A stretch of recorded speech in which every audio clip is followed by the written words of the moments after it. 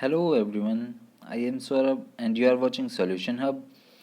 और आज हम कवर करेंगे क्लास 10 इंग्लिश की supplementary book footprints without feet का चैप्टर नंबर फर्स्ट और ट्रिम्प ऑफ सर्जरी के क्वेश्चन आंसर। इस चैप्टर के ऑथर हैं जेम्स हैरिट और आज की वीडियो में हम इसके क्वेश्चन आंसर करने वाले हैं। तो आइए क्वेश्चन आंसर्स को देखते हैं।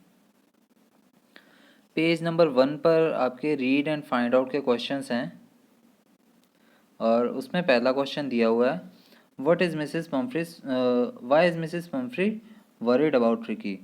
इसमें जो कैरेक्टर था मिसेस पम्फ्री का, जो कि ट्रिकी की मालकिन थी, तो वो ट्रिकी को लेकर चिंतित क्यों थी, ये पूछा है इस क्वेश्चन में। So Mrs Pumphrey was worried and distraught because Tricki would not eat anything. अब मिसेस पम्फ्री जो है वो काफ़ी ज़्यादा चिंतित थी और डिस्ट्रॉट जिसका मीनिंग होता है वेरी अपसेट, और काफ़ी ज़्यादा उदास भी थी क्योंकि जो ट्रिकी उनका डॉग है वो कुछ भी नहीं खा रहा था। It even refuse its favourite dishes, और हालांकि इसने जो ये डॉग था इसने अब कोई भी डिश खाने से मना कर दिया, उसकी जो फेवरेट डिश थी वो भी नहीं खा रहा था। It had bouts of vomiting. अब इसे क्या है, रेगुलर थोड़ी थोड़ी देर बाद ही क्या है, उल्टियाँ हो रही थी, वॉमिटिंग हो रही थी। बाउट्स का मीनिंग होता है शॉर्ट पीरियड ऑफ इलनेस, यानी कि थोड़े टाइम की बीमारी है, थोड़ी थोड़ी देर में होने वाली। It spends all it's time lying on the rug and painting. अब ये हमें पूरा टाइम अपना जो डॉग है ये कैसे बिताता था, पूरा टाइम किसी कारपेट पे पड़े हुए और ज़ोर ज़ोर से हाँफते हुए। रग का मीनिंग होता है मैट या कारपेट जो कि बिछाया जाता है ज़मीन पर, और पेंटिंग का मीनिंग होता है टू ब्रीथ क्विकली या शॉर्ट ऑफ ब्रीथ, यानी कि ज़ोर ज़ोर से हाँफना या ब्रीथ की कमी होना, सांस में कमी होती है जब। It did not want to go for walks और डू एनीथिंग। और अब तो क्या हो गया था, जो ट्रिकी है वो बिल्कुल भी कहीं वॉक पर भी नहीं जाना चाह रहा था, कहीं भी घूमने नहीं चाहता था, इतनी बुरी हालत हो गई थी इलनेस से। तो इस वजह से मिसेस पम्फ्री जो है वरीड थी ट्रिकी को लेकर। अब सेकंड क्वेश्चन क्या है, what does she do to help him. अब यहाँ पर शी किसके लिए है, मिसेस पम्फ्री के लिए, और हिम किसके लिए यूज़ हुआ है, वो जो डॉग था उनका ट्रिकी उसके लिए। तो मिसेस पम्फ्री जो है उन्होंने ट्रिकी को सही करने के लिए क्या किया। Is she wise in this, और क्या ये इसमें नरम बनी रही। She called the doctor to help Tricki. अब उन्होंने क्या किया, मिसेस पम्फ्री ने ट्रिकी को ठीक करने के लिए डॉक्टर को बुलाया। Yes her decision was wise, और उनका डिसीजन जो है वो बिल्कुल सही था, बुद्धिमानी पूर्वक था। The doctor suggested that tricky should be hospitalised. अब वो जो डॉक्टर आए थे उन्होंने क्या सुजेस्ट किया मिसेस पम्फ्री को, कि जो ट्रिकी है उसको हॉस्पिटल में भर्ती करना पड़ेगा ताकि इसकी जल्दी रिकवरी हो सके। She swooned and weld but let the dog go with the doctor. अब यहाँ पर swoon का क्या मीनिंग होता है, टू फील वेरी इमोशनल, यानी कि काफ़ी ज़्यादा उदासी सी छा जाना, या टू लूज कॉन्शियसनेस, या अचानक से हल्का हल्का बेहोशी आना। तो वो मिसेस पम्फ्री जो है वो काफ़ी ज़्यादा swoon कर रही थी, यानी कि उदास हो गई थी, और वेल्ड करने लगी थी। वेल्ड का क्या मीनिंग है, to cry in a loud high voice, यानी कि ज़ोर ज़ोर से रोने लगी थी। लेकिन बाद में उन्होंने क्या किया, उन डॉक्टर के साथ उस डॉग को ट्रिकी को जाने दिया। Ultimately the doctor was successful in curing tricky. और फिर बाद में इसी वजह से क्या हुआ, डॉक्टर जो हैं ट्रिकी को सही करने में बिल्कुल सक्सेसफुल हो गए। अब थर्ड क्वेश्चन क्या है, what does I refer to in this story. यहाँ इस स्टोरी में आई जहाँ जहाँ यूज़ हुआ है वो किसके लिए यूज़ हुआ है। आई यानी कि फिर मतलब जो नरेट कर रहा था स्टोरी उसके लिए। So in this story I refers to the veterinary surgeon Mr Herriot.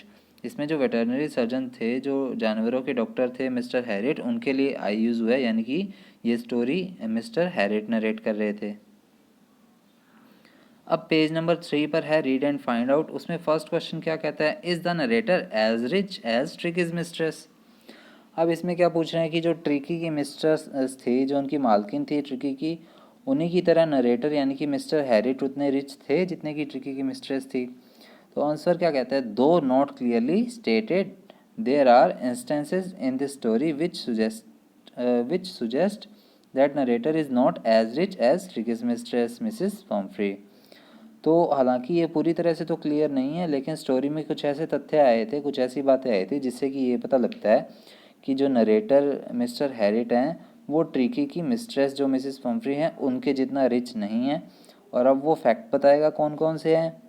While the narrator is able to provide Tricky with a warm loose box as a bed at Mrs. Pumphrey's house, Tricky had a day bed, a night bed, cushions, toys, rubber rings, a breakfast bowl, lunch bowl, supper bowl, a whole wardrobe of treat gourds, and perhaps many more things. अब इसमें क्या बता रहा है कि हालांकि narrator जो है यानी कि मिस्टर हैरिट के घर पे तो क्या था, ट्रिकी को एक गर्म सा लूज खुला सा बॉक्स मिला था बेड के तौर पर, लेकिन मिसिस पम्फ्री के हाउस में क्या था, ट्रिकी का दिन का बेड अलग था, रात का बेड अलग था, उसको कुशन्स मिले हुए थे, अलग खिलौने थे, उसके पास रबर रिंग्स थी, उसके सुबह का नाश्ता करने का बाउल अलग था, दोपहर को खाना का अलग था, रात के खाने के लिए अलग था, और उसके अलावा उसके पास गर्मियों और सर्दियों में पहनने के लिए काफ़ी सारे कोट्स का कलेक्शन भी था, और भी बहुत ज़्यादा चीज़ें थी उसके पास। और when he arrives to take the dog with him, Mrs. Pumphrey has her entire staff at her disposal to transfer all of Tricky's belongings to the doctor's car। और जब हालांकि क्या हुआ कि मिस्टर जो हैरिट हैं डॉक्टर, वो खुद लेने आए थे ट्रिकी को, लेकिन मिसिस पम्फ्री जब उसे विदा कर रही थी ट्रिकी को, तब क्या हुआ, तब मिसिस पम्फ्री ने अपने पूरे स्टाफ को काम पर लगा दिया था कि ट्रिकी की जितनी भी ज़रूरत की चीज़ें हैं वो डॉक्टर की कार में रखें। तो इन दो चीज़ों से मेनली क्या पता लगा है कि मिस्टर हैरिट के घर पे तो उसको उतनी ज़्यादा सेफ्टी नहीं मिली, सॉरी सेफ्टी नहीं, उसको उतनी ज़्यादा सफिशेंसी नहीं मिली ट्रिकी को, लेकिन मिसिस पम्फ्री के घर में तो क्या वो पूरा दिन आराम से रहता था। उसके अलावा डॉक्टर को खुद लेने आना पड़ा, यानी कि डॉक्टर के पास कोई और पर्सन नहीं था उसे भेजने के लिए, ट्रिकी को लाने के लिए, लेकिन मिसिस पम्फ्री के पास बहुत सारे पर्सन्स थे, नौकर थे, एंटायर स्टाफ था उसका जो कि उसे हेल्प कर रहा था ट्रिकी के सामान को रखने के लिए। अब नेक्स्ट क्या है, on hearing from the doctor about ट्रिकीज gradual recovery, Mrs Pomfrey sends along 2 dozen eggs eight A time along with bottles of wine and brandy. अब जब भी जैसे ग्रेजुअली पता लगा ट्रिकी के बारे में मिसिस पम्फ्री को, तो मिसिस पम्फ्री ने क्या किया, डेली सुबह 2 दर्जन एग भेजने लगी, उसके अलावा वो वाइन की बॉटल्स भेजती थी और ब्रांडी वगैरह भी पूरे दिन, ये मतलब खाने पीने की चीज़ें भेजती रहती थी ट्रिकी की रिकवरी के लिए, ताकि उसकी जल्दी रिकवरी हो। All in order to help in Tricki speedy recovery. और ये सारी चीज़ें किस लिए भेजते थे, ताकि ट्रिकी जो है जल्दी रिकवर कर सके। Finally when she calls upon the narrator to take her recovered dog back home, she comes in a chauffeur driven 30 feet of gleaming black metal. और जब नरेटर ने इन्हें कहा कि अब आपका डॉग सही है, आप इसे घर ले जा सकती हैं, तब वो किस में आई थी, वो एक शॉफर ड्राइवन यानी कि एक बहुत बड़ी कार जिसमें कि ड्राइवर था, और वो काफ़ी ज़्यादा ग्लीमिंग करती हुई यानी कि चमकती हुई शाइनिंग कार थी ब्लैक मेटल की। An obvious reference to a limousine. और ये यहाँ पर एक वर्ड है लिमोसाइन, उसका मीनिंग दिया हुआ a large expensive car that usually has a sheet of glass between the driver and passengers in the back. Limousine या लिमोजाइन का क्या मीनिंग होता है कि एक महंगी से महंगी कार जिसमें कि क्या है, जो ड्राइवर है आगे वाला और जो पीछे बैठे पैसेंजर हैं उनके बीच में भी एक कांच का ग्लास लगा होता है, और वो काफ़ी बड़ी सारी शाइन करती हुई गाड़ी होती है। तो मिसिस पम्फ्री तो क्या है, जब उन्हें पता लगा था कि उनका डॉग ठीक हो रहा है, तो वो एक बड़ी सारी चमकती हुई गाड़ी में आई थी जिसका ड्राइवर भी था अलग से। All this instances point two the fact that Mrs Pomfrey lived a luxurious life. और ये जो सारी चीज़ें हैं इनसे क्या पता लगता है, मिसिस पम्फ्री जो है वो काफ़ी ज़्यादा अपने महंगी से महंगी आलीशान लाइफ जी रही थी, यानी कि उनके पास काफ़ी ज़्यादा पैसा था। अब सेकंड क्वेश्चन क्या कह रहा है, how does he treat the dog, कि उन्होंने यानी कि मिस्टर हैरिट ने डॉग को ट्रीट कैसे किया। The doctor gave Tricki no food but plenty of water for 2 days। अब डॉक्टर ने क्या किया, ट्रिकी को 2 दिन तक खाना नहीं दिया, लेकिन उसे पानी देते रहे 2 दिन तक। Slowly the dog started showing interest in his surroundings and began mixing with the other dogs at the surgery. अब उसके बाद क्या हुआ, जब उसे 2 दिन तक सिर्फ पानी मिला तो उससे क्या थोड़ी एनर्जी आ गई उसमें, क्योंकि जो एक्स्ट्रा फूड मिल रहा था वो मिलना कम हो गया, तो उसकी जो हड्डियां हैं वो नॉर्मलाइज होनी शुरू होगी, और इस वजह से वो अपनी आसपास की चीज़ों में क्या है इंटरेस्ट लेने लग गया। और जो सर्जरी में यानी कि वहाँ जगह जो भी डॉक्टर का घर या था या सर्जन एरिया था उसमें वहाँ बाकी डॉग्स के साथ भी वो मिक्स होने लग गया। On the third day the doctor saw Tricki licking the empty supper bowls of the other dogs. और तीसरे दिन डॉक्टर ने क्या देखा कि ट्रिकी है वो क्या कर रहा है, बाकी जो डॉग्स हैं उनके जो बाउल पड़े हैं उस सपर बाउल्स यानी कि रात के खाने के बाउल पड़े हैं उन्हें चाट रहा था, खाली बाउल्स को। तो नेक्स्ट डे क्या हुआ, next day a separate bowl was kept for it and the doctor was pleased to note that Tricki had run to eat its food and food with enthusiasm. और तीसरे दिन जब doctor ने देखा कि वो जो डॉग है ट्रिकी वो बाकी डॉग्स के बाउल को चाट रहा है, तो उन्होंने क्या किया, उससे अगले दिन ट्रिकी के लिए भी एक एक्स्ट्रा बाउल रख दिया जिससे कि ट्रिकी भी अपना खाना खा सके। और डॉक्टर ने क्या ऑब्जर्व किया कि ट्रिकी जो है अपने खाने के लिए भाग के जा रहा है वहाँ, और पूरी उत्सुकता के साथ जा रहा है, इंटरेस्ट के साथ जा रहा है। From that day onwards it's progress was rapid. और उसी दिन से क्या है, ट्रिकी की जो रिकवरी की प्रोग्रेस थी वो भी काफ़ी ज़्यादा तेज हो गई। It did not require medicinal treatment of any kind and recovered quite well at the end. और डॉक्टर को क्या है, काफ़ी ज़्यादा मेडिसिनल ट्रीटमेंट यानी कि दवाइयाँ वगैरह देने की भी ज़रूरत नहीं पड़ी, और वो उसकी रिकवरी जो है वो अच्छे से हो गई थी, सिर्फ नॉर्मल प्रोसेस से ही। अब थर्ड क्वेश्चन क्या कह रहा है, why is he tempted to keep Tricki on as a permanent guest. कि जो डॉक्टर है मिस्टर हैरिट वो ट्रिकी को एक परमानेंट गेस्ट की तरह यानी कि लगातार वहीं रहने वाले गेस्ट की तरह क्यों रखना चाहते थे। Mrs Pumphrey has started bringing around eggs to build Tricki strength. अब मिसेस फम्फ्री को जैसे ही ये पता लगा था कि उनका जो डॉग है वो कुछ रिस्पॉन्स कर रहा है, तो मिसेस पम्फ्री ने क्या किया, उसके लिए काफ़ी ज़्यादा एग्स, वाइन्स और ब्रांडी वगैरह भेजने शुरू कर दिए थे। Later even bottles of wine and brandy began to arrive. यानी कि पहले एग्स आने लगे, फिर धीरे धीरे वाइन की बॉटल्स और ब्रांडी की बॉटल्स भी आने लगी। The narrator and his partner started enjoying the eggs, wines and brandy meant for tricky.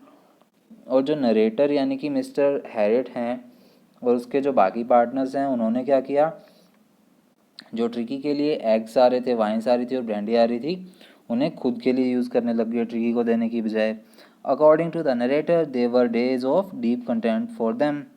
अब नरेटर के अकॉर्डिंग क्या है, मिस्टर हैरिट के अकॉर्डिंग क्या था कि यही उनके लिए पूरे एन्जॉइंग के दिन थे। Starting with the extra egg in the morning. अब सुबह की शुरुआत उनकी एक्स्ट्रा एग्स के साथ होती थी, यानी कि उन्हें नाश्ते में एक्स्ट्रा एग्स मिलते थे। Then the mid day wine, और दोपहर को उनको एक्स्ट्रा वाइन मिलती थी। Finally finishing the day with brandy, और रात उनकी कैसे ख़त्म होती थी, ब्रांडी पीने के बाद। This was the reason why the narrator was tempted to keep Tricki on as a permanent guest. और इसीलिए क्या है, नरेटर यानी कि मिस्टर हैरिट जो हैं वो बार बार ट्राई कर रहे थे, टेम्प्ट कर रहे थे कि ट्रिकी जो है उसे हमेशा के लिए ही यहाँ रखा जाए, ताकि उन्हें हमेशा के लिए एग मिलते रहें, वाइन मिलती रहे और ब्रांडी मिलती रहे। तो इसीलिए वो टेम्प्ट कर रहे थे ट्रिकी को वहाँ रखने के लिए। अब फोर्थ क्वेश्चन क्या कहते हैं, why does Mrs Pumphrey think the dog's recovery is a triumph of surgery. कि मिसेस फम्फ्री को ऐसा क्यों लगता है कि जो डॉग यानी कि ट्रिकी की रिकवरी है वो ए ट्रिम्प ऑफ सर्जरी है, यानी कि एक सर्जरी की सक्सेस है, यानी कि सफलता है। Mrs Pumphrey thought that the dog's recovery was a triumph of surgery because in 2 weeks Tricky had recovered completely and had been transformed into a hard muscled animal। Mrs Pumphrey को ऐसा इसलिए लगता था कि ये एक ट्रिम्प ऑफ सर्जरी है क्योंकि 2 हफ्तों के अंदर ही ट्रिकी जो है वो पूरी तरह से रिकवर हो गया था, वो पूरी तरह से ट्रांसफॉर्म हो गया था किसमें, एक हार्ड मसल्ड एनिमल में, यानी कि उसकी हड्डियाँ जो नॉर्मल बाकी डॉग्स की तरह होती हैं वैसे ही अब दिख रही थी अच्छे से। When Tricky saw her, it leaped into her lap and licked her face। अब जैसे ही ट्रिकी ने मिसेस फम्फ्री को देखा तो वो भाग के उनकी गोद में गया और उनका फेस जो है वो चाटने लग गया। She was so excited that tears started rolling out of the her eyes. अब वो भी इतनी ज़्यादा एक्साइटेड हो गई थी मिसेस फम्फ्री कि उनकी आंखों से आंसू जो है वो बार बार आने लग गए। She declared Tricky's recovery as a triumph of surgery to express her happiness and gratitude towards the doctor। अब उन्होंने इसे ट्रिम्प ऑफ सर्जरी क्यों एक्सप्रेस किया, क्योंकि वो काफ़ी ज़्यादा खुश हो गई थी और वो डॉक्टर की काफ़ी ज़्यादा ग्रेटिट्यूड कर रही थी, यानी कि उन्हें काफ़ी ज़्यादा थैंकफुल हो रही थी उनके लिए, यानी कि उन्हें काफ़ी ज़्यादा थैंक्स बोल रही थी, इसीलिए ए ट्रिम्प ऑफ सर्जरी कहा इसे। अब पेज नंबर 6 के थिंक अबाउट इट के क्वेश्चन है। फर्स्ट क्वेश्चन है, what kind of a person do you think the narrator a veterinary surgeon is. अब आपको क्या लगता है कि जो नरेटर हैं ए वेटरनरी सर्जन है। वो एक दयालु पर्सन है। Would you say he is tactful as well as full of common sense, कि क्या आपको लगता है कि वो काफ़ी ज़्यादा चतुर और उनके अंदर जो सेंस है वो काफ़ी ज़्यादा अच्छा है, ऐसा आपको लगता है? तो आइए इसका आंसर देखते हैं। I think the narrator a veterinary surgeon is a very tactful person. Tactful का मीनिंग होता है सटल यानी कि चतुर। तो हाँ, हमें लगता है कि ये काफ़ी ज़्यादा चतुर इंसान थे, क्योंकि वो जो ट्रिकी के लिए एग्स और वाइन्स और ब्रांडी आती थी वो ये खुद खा लेते थे, सब कुछ हजम कर लेते थे अपना। He knows how to deal with people, और ये अच्छे से जानते थे कि लोगों के साथ कैसे डील करना है। He adjusted himself well to the circumstances. अब वो स्थिति के अकॉर्डिंग ही अपने को उसमें हैंडल करते थे, यानी कि एडजस्ट कर लेते थे जैसी स्थिति होती थी। ही इमीडिएटली अंडरस्टैंड ट्रिकीज प्रॉब्लम, और उन्हें जल्द ही ट्रिकी की प्रॉब्लम भी समझ आ गई थी कि ट्रिकी को क्या दिक्कत है। Tricky doesn't suffer from any sort of illness. अब ट्रिकी को कोई बीमारी नहीं थी, डॉक्टर को ये पता लग गया था। The main cause of its illness is over feeding, और उसकी सबसे बड़ी दिक्कत क्या थी बीमारी होने की, यानी कि जो दिक्कत हो रही थी उसे, वो क्या थी? ओवर फीडिंग, यानी कि काफ़ी ज़्यादा खाना देने की वजह से उसमें ये इलनेस आ गई थी। He takes the dog to his surgery. अब वो अपने घर पर या अपने जो हॉस्पिटल हैं वहाँ पर ट्रिकी को ले गए। There he keeps it in natural environment. अब वहाँ पर उन्होंने क्या किया? ट्रिकी को नॉर्मल नेचुरल एनवायरनमेंट में रखा। The dog gets well under his supervision and natural environment of surgery. अब उनके सुपरविज़न में, यानी कि उनकी देख रेख में डॉग अच्छे से सही हो गया, और नेचुरल एनवायरनमेंट में ही उन्हें उसे सर्जरी मिलती रही, यानी कि सर्जरी में वो नेचुरल एनवायरनमेंट में ही रहता रहा और अच्छे से ठीक हो गया।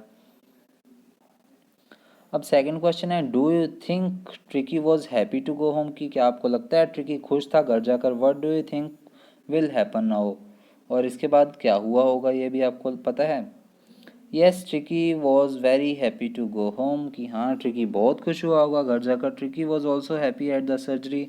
हालांकि ट्रिकी जो है सर्जरी में, यानी कि उस हॉस्पिटल या घर में भी खुश था। When the dog was brought into the surgery it was ill. अब जब उसे सर्जरी में ले जाया गया था हॉस्पिटल वगैरह में, तब वो काफ़ी ज़्यादा बीमार था। But in spite of it the dog got cured in 2 days without any medication. लेकिन क्या हुआ? डॉग 2 ही दिन के अंदर क्या है, रिकवर हो गया, और उसे कोई भी दवाई वगैरह नहीं लेनी पड़ी। The proper diet and regular exercise helped a lot in its speedy recovery. और जो मेन काम हेल्पफुल रहा है इसमें, इसकी स्पीडी रिकवरी में, वो क्या था? उसकी सही डाइट और उसे regular exercise. The dog regained its better health and was no longer listless. और अब क्या था? डॉग ने अपनी हेल्थ को दोबारा रिकवर कर लिया था, यानी कि अच्छे से उसकी हेल्थ बन गई थी, अब वापस नॉर्मल हो गई थी। और वो अब लिस्टलेस नहीं रहा था, यानी कि वो काफ़ी ज़्यादा थका हुआ और कम एनर्जी वाला नहीं रहा था। Now I think same pampering will start again. और अब मुझे लगता है कि दोबारा उसे वही ओवर फीडिंग सी दोबारा चालू होने लग जाएगी घर जाने के बाद। Mrs Pumphrey will take excessive care of the dog. Mrs Pumphrey क्या करेंगी? डॉग की बहुत ज़्यादा केयर करने लग जाएंगी। There is no doubt it was her love, but excess of anything is harmful. अब हमें भी पता है कि इनमें मिसेस पम्फ्री की कोई गलती तो नहीं है, लेकिन काफ़ी ज़्यादा ख्याल रखना, काफ़ी ज़्यादा ओवर फीडिंग करना भी कहीं ना कहीं हार्मफुल ही होता है, ख़तरनाक ही होता है। तो इसीलिए जो है इन चीज़ों में काफ़ी ज़्यादा हार्मफुलनेस नहीं होनी चाहिए, यानी कि एक्सीडिंग नहीं होनी चाहिए। थर्ड क्वेश्चन क्या कह रहा है? Do you think this is a real life episode और मेयर फिक्शन, और it a mixture of both, कि क्या आपको लगता है कि एक रियल लाइफ एपिसोड होगा या फिर एक कहानी होगी जो फिक्शन की बनाई हुई होगी, लिखी हुई होगी, या फिर दोनों का मिक्सचर होगा? So this story could be a mixture of both, यानी कि ये दोनों का मिक्सचर हो सकता है, रियल लाइफ एपिसोड और मेयर फिक्शन दोनों ही हो सकते हैं। Mrs Pomfrey is a rich lady and has a pet dog. Mrs Pumphrey जो थी वो एक रिच लेडी थी इसमें, और उनका एक पालतू कुत्ता भी था। It is because of a pampering that she overfeeds her dog which results in its illness. अब इसमें क्या था इस स्टोरी में कि मिसेस पम्फ्री ने क्या किया था, इनको काफ़ी ज़्यादा पैम्पर कर दिया था, इनकी काफ़ी ज़्यादा खाना पीना किया था, ओवर फीडिंग कर दी थी, जिसकी वजह से बीमार हो गया था। Although she has good intention in her mind but excess of everything is bad. हालांकि उनके विचार तो अच्छे थे, यानी कि वो तो अपने कुछ डॉग का ध्यान ही रख रही थी, लेकिन हर एक चीज़ का एक्सेस करना, यानी कि हद से ज़्यादा खिलाना या हद से ज़्यादा करना भी ख़तरनाक ही होता है कहीं ना कहीं। This episode can be treated as fiction who do not take it seriously. और जो लोग इसे सीरियसली नहीं लेते हैं इन चीज़ों को, उनके लिए तो ये एक फिक्शन ही होगा। But it can be called real life for those parents who take excessive care of their child. लेकिन जो पेरेंट्स अपने बच्चे की बहुत ज़्यादा देखभाल करते हैं, उन्हें खुली छूट दे देते हैं, उनके लिए ये रियल लाइफ एपिसोड हो सकता है कि ओवर फीडिंग या ओवर पैम्परिंग करना भी सही नहीं होता। कहीं ना कहीं नॉर्मल रहना ही अच्छा होता है, एग्जेसिव होना सही नहीं होता। तो इसी के साथ ये चैप्टर तो हमारे क्वेश्चन आंसर जो है वो कंप्लीट हो चुके हैं। उम्मीद है आपको वीडियो अच्छी लगी होगी। हमारे चैनल सॉल्यूशन आपको सब्सक्राइब कर लीजिए। और अगर आपको इसके बाकी चैप्टर्स या चैप्टर्स के क्वेश्चन आंसर देखने हैं तो डिस्क्रिप्शन में मैंने एक लिंक प्रोवाइड किया हुआ है, ऐसे लिंक पर क्लिक कर दीजिए ताकि आप बाकी चैप्टर्स देख सकें। और डिस्क्रिप्शन में मैंने हमारे फेसबुक पेज और इंस्टाग्राम अकाउंट का भी लिंक शेयर किया है, तो वहाँ पर भी आप हमें फॉलो कर सकते हैं। तो उम्मीद है वीडियो अच्छी लगी होगी। वीडियो को लाइक शेयर कर दीजिए और कमेंट बॉक्स में हमें अपने वैल्यूबल व्यूज़ भी ज़रूर दीजिए। Thank you.